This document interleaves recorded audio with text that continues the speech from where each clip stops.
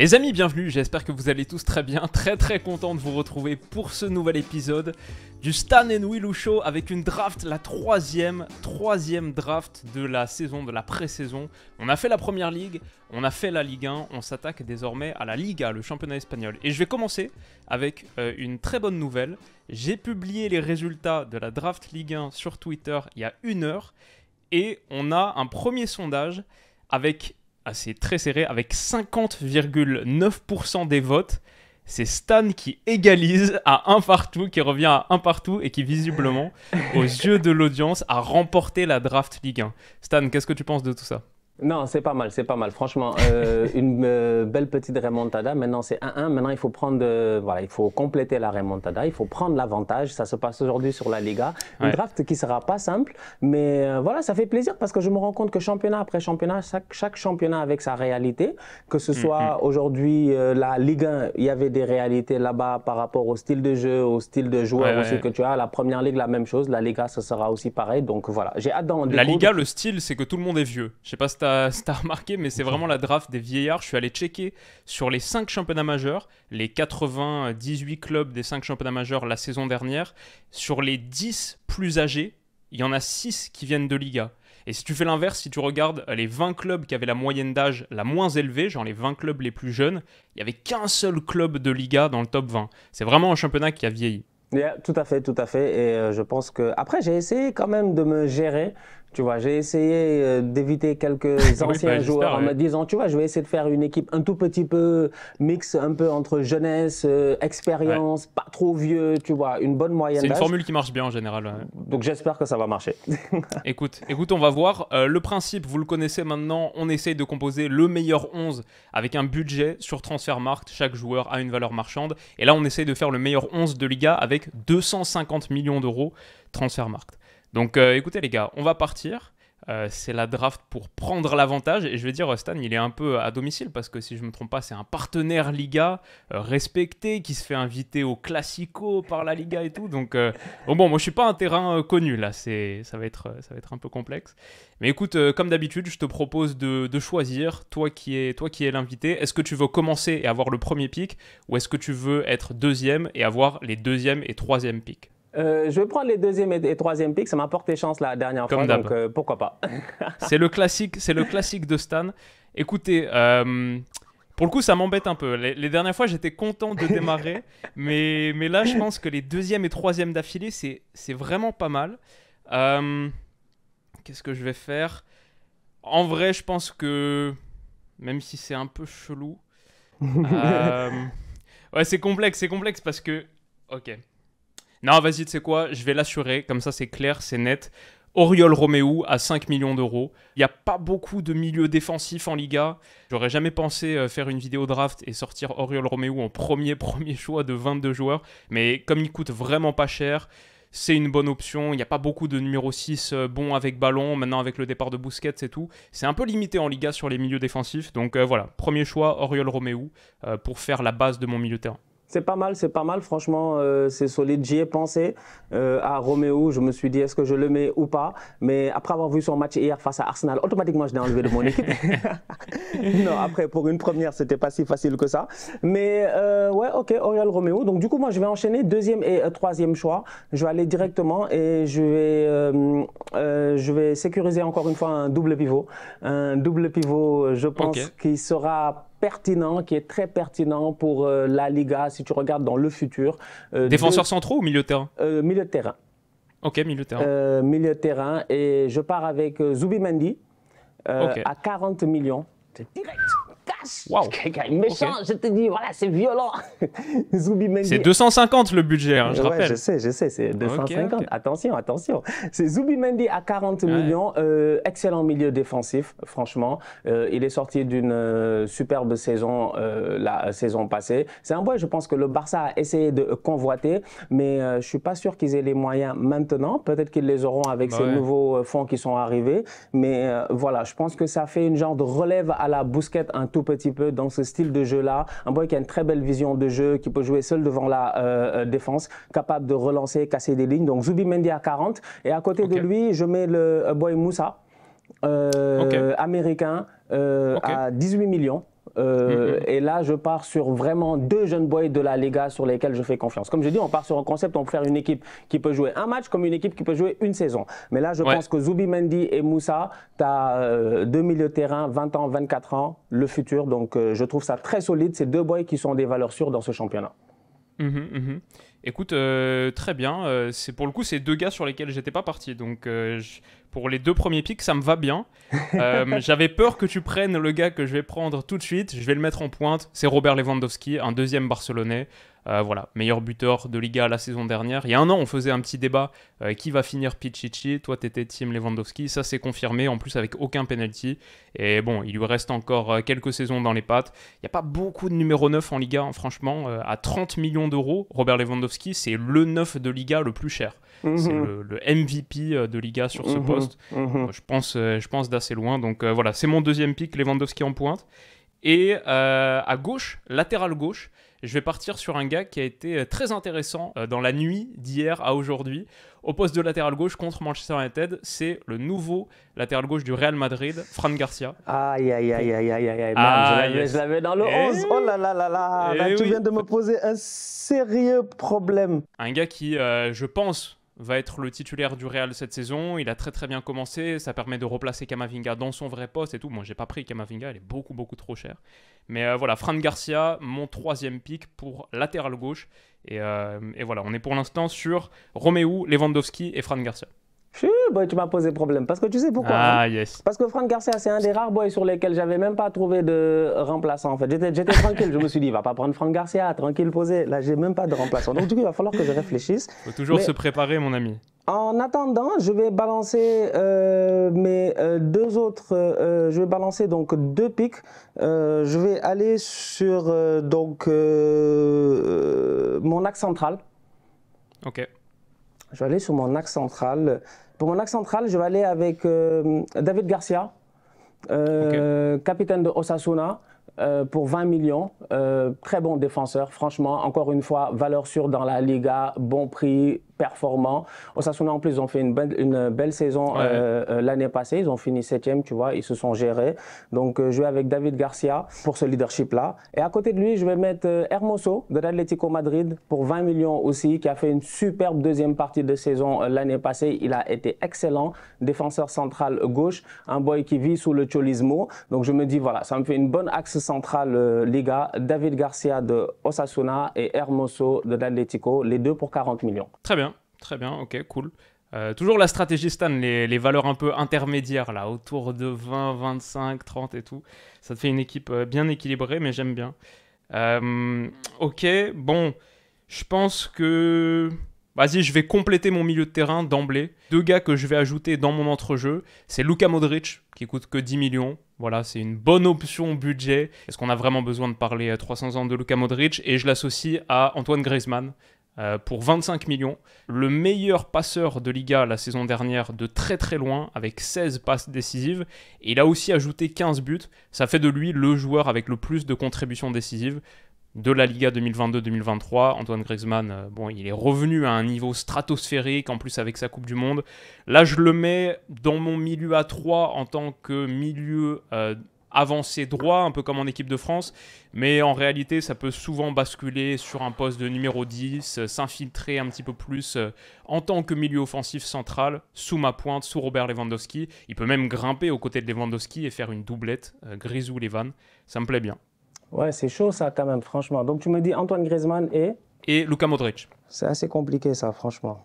Parce que Griezmann aussi, il était dans mon 11. Toi, tu me poses problème. Hein. Là, je suis en train de truc. Là, il faut que je reshuffle. C'est une très bonne nouvelle pour moi, ça. Là, c'est du reshuffling qu'il faut faire. Donc, du coup, je t'ai donné Garcia, je t'ai donné Hermoso. Je t'ai vu paniquer un peu et sortir tous tes petits papiers. Là, c'est la galère, tu me dis quoi? C'est la galère. Là, je sais même pas en fait comment je dois réagir là, parce que là, je suis... On est équipé, on a des notes. Hein. Je suis littéralement cornered up. Ok, donc je vais aller sur mes 2 ailiers. Ok. J'en ai pris aucun pour l'instant, donc j'espère que ça va pas être un des miens. Je vais aller sur les 2 ailiers. Je suis obligé de downgrade mon budget parce que je ne suis plus trop sûr de ce que j'ai réellement. Ça me fait peur parce qu'il y a un ailier où j'ai aucun remplaçant, j'ai aucun produit de substitution pour cet ailier. Comme toi tout à l'heure pour Fran Garcia, donc j'espère que ça peut être le mieux. T'as vu, hein, c'est assez compliqué tout ça. Hein. Donc je vais aller avec Abdé sur le côté. Ok, ça va. 15 millions. Ouais, côté gauche. Côté gauche, oui. 15 millions, grosse saison l'année passée. Franchement, il a été, je pense, voilà, excellent. Il n'y a pas grand-chose à dire. Le boy, il s'est géré. Sur l'autre côté, je suis en hésitation entre 2 joueurs, franchement. Ça se joue entre 2 joueurs. Je peux même te dire les... Non, parce que dans tous les cas, je vais en choisir un seul. Allez, je vais faire la poker face alors. Alors, je ne sais pas si tu vas le prendre ou pas. Mais de l'autre côté, ça se joue entre Ousmane Dembélé et puis Jérémy Pino de Villarreal.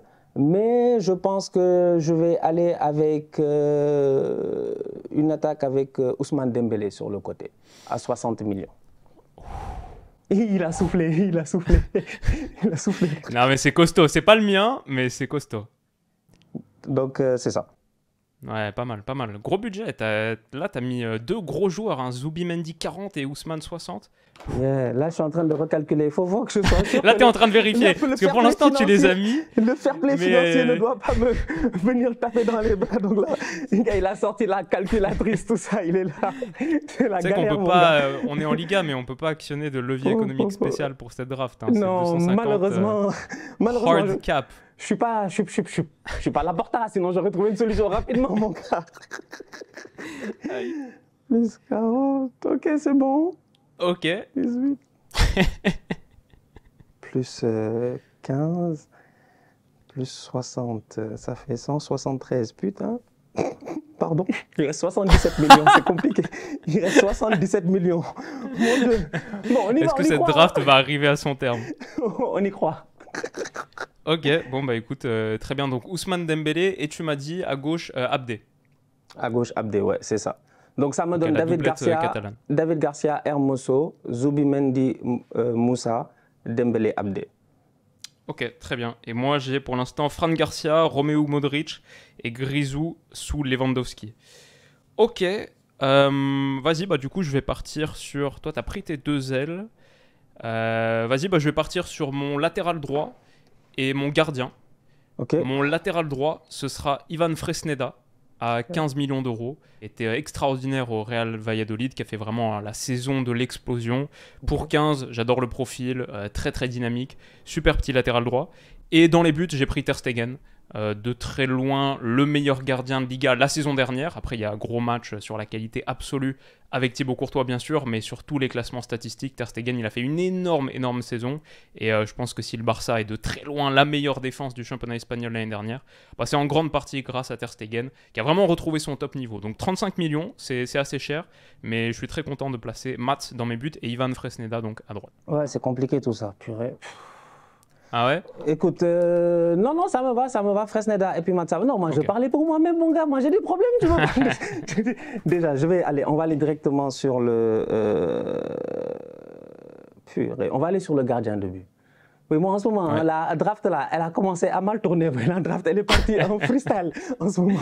Attends, qu'est-ce qui t'a déstabilisé? C'était la prise de Fran Garcia, non? Yeah, c'est Fran Garcia qui m'a posé problème en fait. C'est que Fran Garcia a été un pion essentiel. Fran Garcia, il m'a trop convaincu hier soir en fait. Donc, il était un pion essentiel dans cette équipe. Mais c'est pas grave, on va se gérer. Je vais aller avec le gardien de but. Cadiz, 12 clean sheets la saison passée. Il a été excellent. Moi, je l'aime bien en plus de ça. Ledesma, pour 8 millions d'euros. Et je vais changer, je vais aller sur un plan B. Bon, c'est un plan B qui avait fonctionné, c'est un plan B assez compliqué, franchement. C'est un plan B très compliqué. Pourquoi?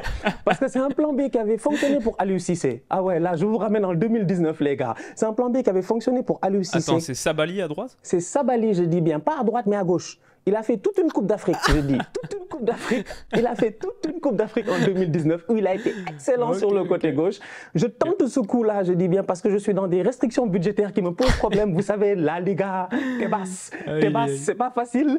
Donc, je suis obligé de tenter Sabali, je dis bien, à 5 millions. Il est à 5 millions, c'est ça? Ouais. 5 millions, latéral gauche. Voilà. C'est vraiment un choix de guerrier, quoi. Je sais que c'est un latéral droit, mais comme je dis, il a fait une compétition de haut calibre. Là, on a perdu face à l'Algérie, malheureusement, en finale, en tant que latéral gauche. Donc, je lui fais confiance dans cette position-là. Donc, tu as ta ligne de 4, là, complète ou... Non, il me reste mon latéral droit. Il te reste ton latéral droit. Et tu avais Hermoso et qui d'autre en défense centrale, déjà? Et David Garcia. Et David Garcia. De Osasuna. Ok, ça roule, ça roule. Très bien, bah écoute, du coup, je vais prendre mes 2 ailes, à moi aussi. Et ça va être Nico Williams à droite pour 30 millions, le petit frère d'Iñaki, qui a été une des révélations aussi de la saison dernière. Lui qui ne joue pas avec la sélection ghanéenne mais espagnole, on l'a vu un petit peu à la Coupe du Monde. Et puis en général, un des gars qui apporte le plus de percussions en Liga. Il n'y a pas beaucoup de top ailiers en Liga quand tu sors de Real Madrid-Barça. C'est un petit peu léger, il faut vraiment bien fouiller. Mais du coup, Nico Williams à droite, franchement, je suis pleinement convaincu. Et si tu m'avais pris Lewandowski, je pense que j'aurais mis son frère aussi en pointe à 25, Iñaki.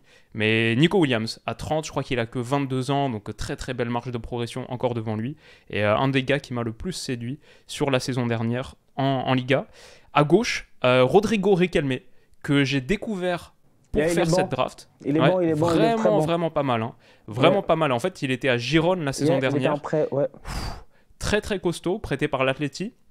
Et là, donc, il revient à l'Atlético. Et il y a même des rumeurs de transfert, peut-être qu'il repartirait à Man City, parce que Gérone, c'était le City Group, donc il y avait des connexions, etc.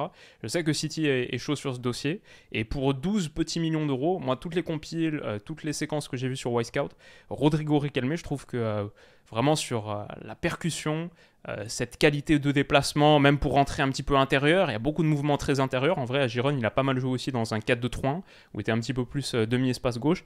Vraiment, le petit Rodrigo Riquelme, même avec les U21 espagnols, j'ai vu qu'il avait planté un doublé contre la Suisse en fin de match. L'Espagne qui perd 2-1, qui gagne 3-2, c'était en mars dernier, un truc comme ça.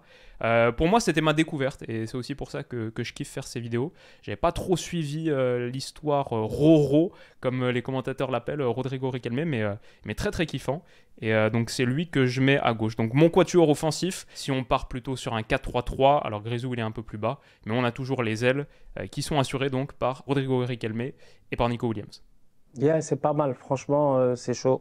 C'est chaud. Riquelme, Riquelme, je l'avais dans les petites notes là. Mais effectivement, tu as raison, il n'y a pas beaucoup d'ailiers. C'est léger. À des prix, voilà quoi, tu vois, à des prix qui sont... Soit les boys sont très chers. Bah, il y a Vinicius à 150 et après ça s'écroule tout de suite.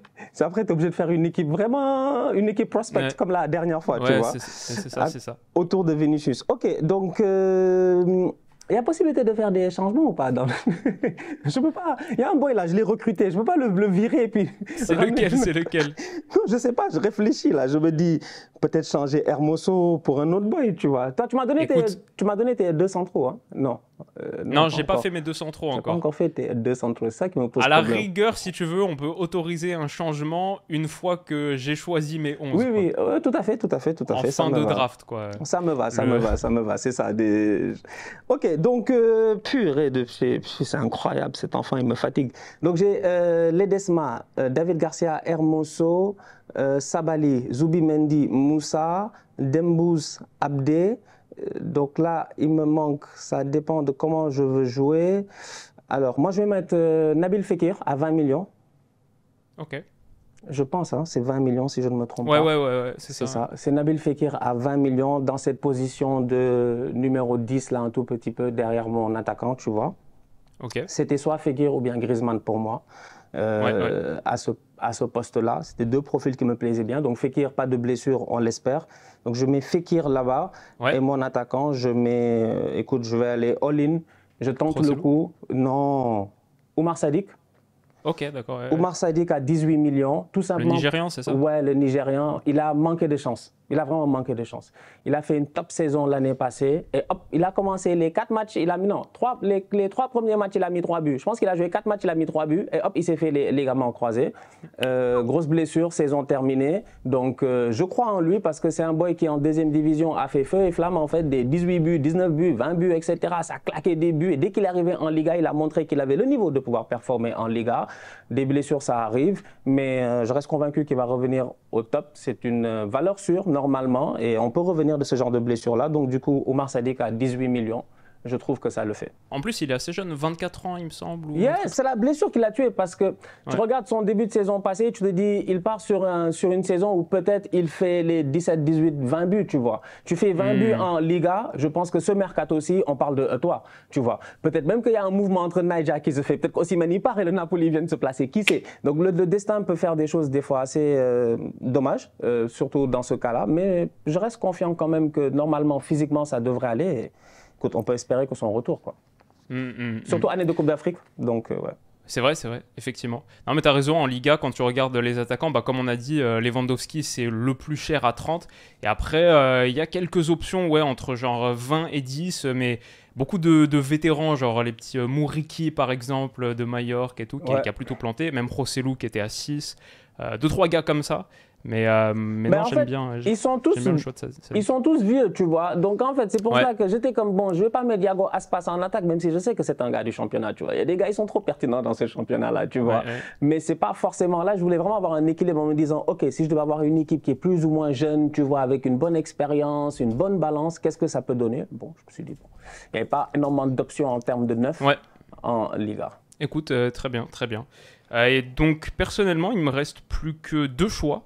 Et toi, il t'en restera un, si j'ai bien compté. Ouais, c'est ça. Donc, il me reste ma charnière centrale. Ça va être d'abord à gauche Nacho pour 6 millions d'euros. Le soldat, il rend toujours service. J'aime beaucoup Nacho. Et clairement, je pense qu'au niveau rapport qualité-prix, pas mal. Et du coup, à droite, j'ai gardé ma carte maîtresse pour la toute fin. À 70 millions d'euros, Ronald Araujo. Le meilleur central de Liga, et je vais dire, il y a eu des moments la saison dernière, j'aurais dit le meilleur central du monde. Vraiment, vraiment impressionnant. Voilà, pas besoin d'en dire beaucoup plus, ça complète ma ligne de 4, le petit Ronald Araujo. Ok, c'est cool, c'est pas mal, j'ai pas osé. 70, très cher, c'est le joueur le plus cher de nos 2-11 combinés. J'ai pas osé, franchement. 70, je pense qu'est-ce que ma défense au complet même, je pense qu'elle faisait 70. Je me suis débrouillé pour avoir une défense à 60 égale, etc. Je me suis dit, bon, c'est là, les gars, l'objectif c'est de marquer plus de buts que l'adversaire. Donc, essayons de voir comment est-ce qu'on peut se gérer défensivement tout petit peu et puis claquer devant, je dis, au maximum. Ok, c'est cool. Mon dernier, c'est, il me coûte pas cher, low cost. Je crois un tout petit peu au projet de Manchester City, c'est le boy Couto, 4 millions. À Girona, si je ne me trompe pas. Latéral droit, un boy du... on sait que Girona, c'est un des clubs satellites du City Project. Ils ont l'habitude d'avoir des boys très pertinents là-bas, de très très bons joueurs. Et Couto en fait partie, c'est un jeune latéral, il est pertinent. Moi, je lui fais confiance, il ne me coûte pas cher aussi. Donc, ça me permet d'avoir 4 millions. Ça me permet d'avoir un bon équilibre, je dis, au milieu de terrain et après en attaque en termes de dépenses. Donc, voilà. Cool. Il me reste encore 22 millions. C'est pour ça que je voulais faire un petit changement, tu vois. Ah, d'accord. Vas-y, du coup, allez. On te l'offre. Il me reste encore 22 millions. Je réfléchis un tout petit peu. Je suis en train d'hésiter, tu vois. Je vais me permettre de vous dire, en fait, carrément, tu vois. Jouons le jeu jusqu'au maximum. Il me reste 22 millions. Ce n'est pas une grosse dépense, mais je suis en train d'hésiter. C'est est-ce que je fais sauter Hermoso pour Rudiger, qui est à 32, qui rentrerait dans mon budget, ou est-ce que je fais sauter Abdé pour Carrasco. Ok. Où est-ce que je fais sauter Abdé pour Carrasco? Alors, c'est un peu ça le dilemme dans lequel je suis en ce moment confronté, chers amis. Un dilemme assez compliqué.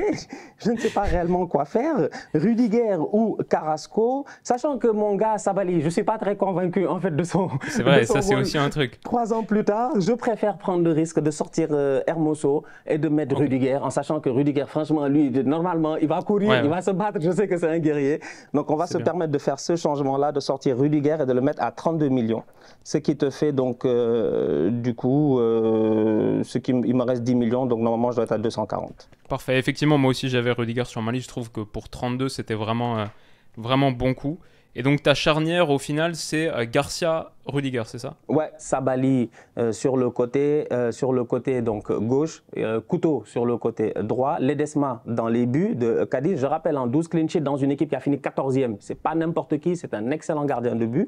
C'est mieux que Ter Stegen ou pas? Non, c'est pas mieux que Ter Stegen définitivement. Là, ça devient compliqué. Mais c'est moins cher aussi, c'est un peu moins cher. C'est moins cher, tu vois.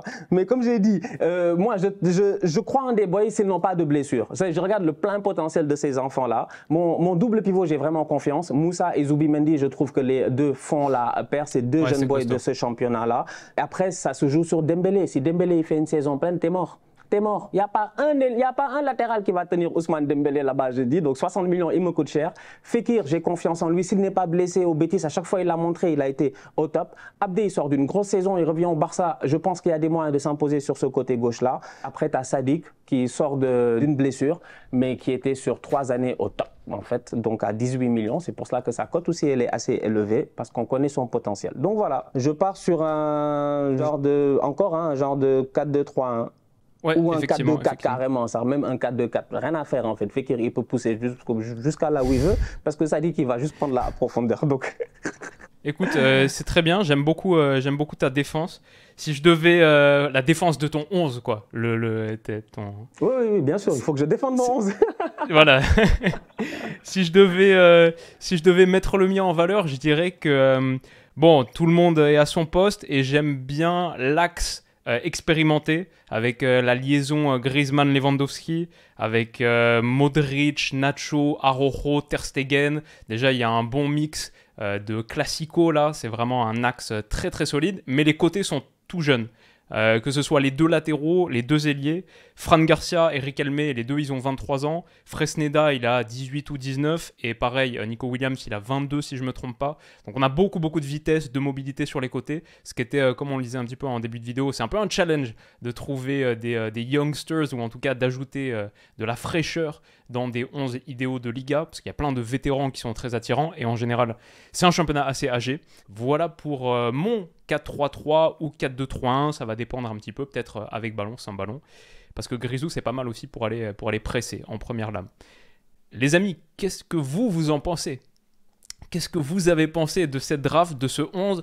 Qu'est-ce qu'on pense du changement de dernière minute de Stan? Est-ce que ça lui enlève des points? Oui ou non? C'est à vous de nous dire ça dans les commentaires. Et ouais, non, sinon, dans l'ensemble, je pense qu'on a constitué de beaux 11. On a fait honneur à ton partenariat avec la Liga. Et ouais, j'espère que... Qu'est-ce que t'en dis? J'espère qu'ils vont apprécier. Moi, la seule chose que j'ai à dire à ma défense, c'est que voilà, quoi, tu vois, moi, j'ai évité Modric, 37 ans, parce que je ne sais pas, Modric, il peut se blesser dans le match. Tu vois, la dernière fois, de la même manière que Gilmour, il a pris carton rouge. Peut-être que Modric fait 10 minutes, donc c'est pour ça que j'ai essayé d'éviter. Il y a pas mal de gars. Tu te dis, Modric, il aurait pu être pertinent. Gundogan à 20, c'était pertinent. Ouais, Gundo à 20, personne l'a pris. Personne ne l'a pris, tu vois. Même moi, je l'avais dans la liste et tout. Mais après, j'étais comme, non, j'ai envie de donner la chance aux jeunes, en fait. Tu vois, j'ai envie de donner la chance aux jeunes. On a dit la Liga. Donc, les gars, tu vois, chacun son problème. Tu vois, là, en ce moment, c'est l'avocat du Paris Saint-Germain qui revient en rôle en disant, bon, les gars, il faut défendre cette équipe-là. Je dis, c'est une équipe de jeunesse. C'est une jeunesse qui est pertinente. Il faut y croire, franchement. Il faut y croire dans ce truc. Mais j'ai évité Rakitic à 4 millions aussi, que je trouvais pertinent par rapport à la saison passée qu'il a fait. Il y avait Kubo à 25 millions aussi qui était pertinent aussi. Mais j'ai préféré Ousmane Dembélé qui coûte très cher. Encore une fois, jusqu'à présent, il coûte cher quand tu y penses, malgré le fait que ça fait très longtemps qu'il a été transféré et qu'on attend des performances extraordinaires et que jusqu'à présent, on ne les a pas vraiment eues, même si ces 2 dernières saisons sont plutôt bonnes. Dembélé et Fekir, j'ai un peu peur pour la condition physique. J'ai un peu peur de la blessure. C'est ça qui m'inquiète un tout petit peu. Dembélé, Fekir, Sadik, je pense que j'ai 3 boys qui peuvent se blesser, mais j'ai 3 boys aussi qui peuvent, s'ils ne se blessent pas, te sortir une top saison. Donc bref. Écoute, la place aux commentaires. Moi, sur les gars avec lesquels j'ai hésité, j'aurais bien aimé mettre petit Gabri Veiga du Celta Vigo, qui va peut-être partir pour un très gros club cet été. À voir, il était à 30. Avec un peu plus de budget, je pense que je serais parti sur un petit Gabri Veiga au milieu de terrain. Tsigankov à droite de Girone, parce que j'avais déjà mis Riquelme à gauche. Je l'avais mis. Qui a signé que pour 5 millions, avec bien sûr toute l'histoire, acheté au Dynamo Kiev en milieu de saison dernière à peu près. Début à Girone, pas parfait, mais on connaît son gros potentiel. Et il était 8 millions moins cher que Nico Williams. Donc je me disais, 22 c'était pas mal. C'était assez attirant. Rossellou, comme on en a parlé, à 6. Sinon, j'avais sur la paire de centraux, j'ai hésité à faire soit Araujo Nacho, ce que j'ai fait effectivement pour 76, soit pour 72 Christensen Rudiger, ce qui était pas mal aussi. Et enfin, sur les côtés, pour mes 2 latéraux, il y avait Maffeo à 8 à droite, un petit peu plus défensif dans le profil que Fresneda, mais intéressant à Majorque. Et à gauche, Baldé à 50. Mais j'avais Baldé dans mon premier 11 d'ailleurs. Ouais, tu l'avais intégré. Premier 11, mais j'étais, je pense, 7 millions over à chaque fois quand je voulais avoir une équipe à peu près... Attends, j'avais mon premier 11 ici qui était pas mal. C'était à peu près... C'était dur de le mettre, mais ça aurait pu être intéressant parce que comme il manque un petit peu des ailiers gauche en Liga, bah tu vois typiquement ce que fait le Barça avec Baldé dans le 3-2-5 qui est en vrai l'ailier gauche, ça aurait pu... tactiquement, ça aurait pu fonctionner, quoi. Yeah, ça faisait un bon côté. En plus, j'avais un côté Baldé-Abdé à la base. Et de l'autre côté, j'avais Molina. Ça, c'était mon premier pick, en fait. J'avais Molina de l'Atlético, l'Argentin, qui est le plus cher, en fait. Ouais, il est excellent, mais 35 millions. Et Kubo. Donc, j'étais vraiment parti sur un truc genre Baldé, Molina, Kubo. J'avais Aurel Romeu à la place de Moussa, à côté de Zubimendi, parce que Baldé me coûtait beaucoup trop cher, tu vois. J'avais Sorloth en attaque à 12 millions. Donc, j'étais obligé de me regérer un tout petit peu pour Baldé, mais ouais. Donc, voilà. Tu sais, c'est pas facile d'en faire une draft. Pas facile, pas facile. Je te dis que j'ai au moins 4 draftés. Mais c'est ça, mais c'est pareil. Nous, on a tous les papiers là, c'est un délire. Comme tu disais en intro, pas très écolo nos drafts. À chaque fois, je grille 5 feuilles de papier, c'est un délire. Je les retourne, j'ai des drafts. Mec, j'ai des drafts encore là. J'ai la draft Première Ligue, j'ai la draft Ligue 1, j'ai des drafts de partout dans mon bureau. Je sors du bureau, ma copine elle me dit alors la draft, comment ça s'est passé?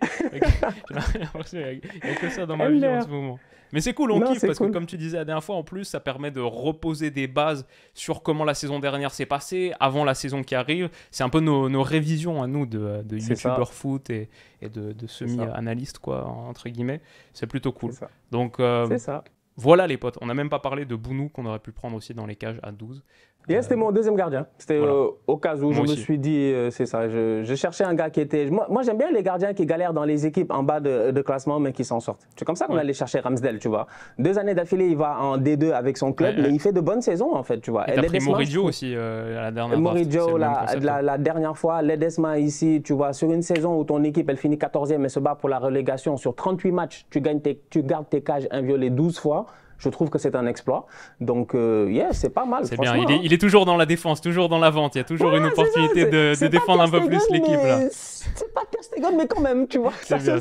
Ça se gère. Écoutez, c'était la 3e draft. Donc, qui prend le lead, qui prend l'avantage? On est à 1 partout, on le rappelle. On va, je pense, faire la Bundesliga et la Serie A, finir les 5 championnats majeurs. Et après, il y a d'autres concepts à inventer, des drafts un petit peu plus spéciales, peut-être, comme on le disait la dernière fois, par continent, par âge, par je sais pas, longueur de cheveux. Enfin, il y a 1 million de trucs. Dites-nous quel draft original vous voulez voir en commentaire. Et on vous remercie de votre soutien. Ça fait grave plaisir de lire tous vos messages en ce moment. C'est vraiment kiffé. Et je vais dire aussi sur la dernière vidéo qu'on a tournée sur la chaîne de Stan, là, le procès, vous étiez trop cool aussi. Vous avez bien aimé ce jeu de rôle. Donc, on vous remercie les gars, ça fait toujours aussi plaisir de recevoir votre affection, votre force.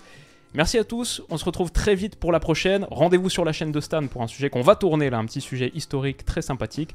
Rendez-vous pour ça et à bientôt. Bisous.